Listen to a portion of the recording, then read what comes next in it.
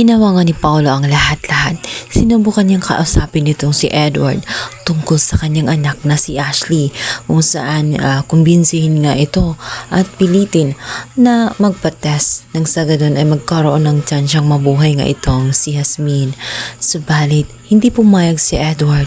Ayaw niya kasing malalagay sa risky ang buhay nga ng kanyang anak na si Ashley, sapagkat ayaw niyang mawala sa kanya itong si Ashley.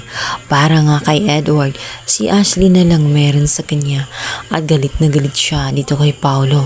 Sinabihan pa niya ito na kung anumang naranasan niya, maaring ito na ang kabayaran dahil nga sa lahat ng kasalanan na kanyang ginawa.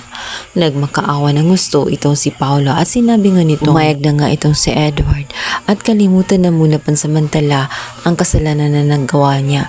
Ang isipin na muna sa ngayon ay ang buhay nga nitong si Jasmine, dahil ayaw niya na mamatay na lang itong si Jasmine at wala man lang siyang ginawang hakbang. Subalit kahit nang gawin niya ay wala siyang mapapala pagdating kay Edward, sapagkat napuno siya ng sama ng loob at hinanakit pagdating kay Paolo. Kaya naman sa pagkakataong yon ay humingi na ng tulong itong si Paolo sa kanyang amang si Greg, at dito magikinig sa kanya itong si Thea, sapagkat kukumbinsihin nga ni Greg itong si Thea. Dahil nga itong si Thea ay lumapit muli kay Greg dahil nga sa gusto nito na makabalik sa trabaho at ayaw nitong wala ng trabaho. Iniisip kasi niya kung anong maging kinabukasan nga nitong si Ashley kapag wala na nga siyang trabaho, papaano na siya mabubuhay. Subalit nagmatigas itong si Thea. Ayaw niya kasing pumayag na si Ashley ay mag-donate dito nga kay Jasmine. Subalit wala siyang magagawa kalaunan dahil pipilitin nga siya ni Greg. Ayon sa kanya, kung gusto pa niya makabalik at gusto niya masigurado ang future nga nitong si Ashley, ay kailangan gawin niya ang pinakahuling tuntunin, kung saan bilang kadugo ay tulungan niya itong si Jasmine na mabuhay, at ang makakatulong nga ay itong si Ashley.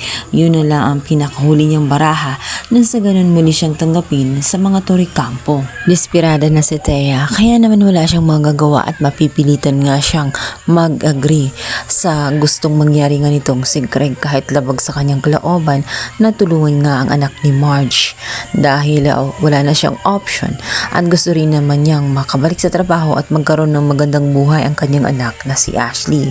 Kaya naman palihim niyang gagawin ang plano nga ni Greg, at magugulat na lamang itong si Marge samantalang ito ay balisa na matapos nga makita na habang tumatagal ay lumalala ng husto itong si Jasmine. Tingin niya ay mauubusan na sila ng panahon.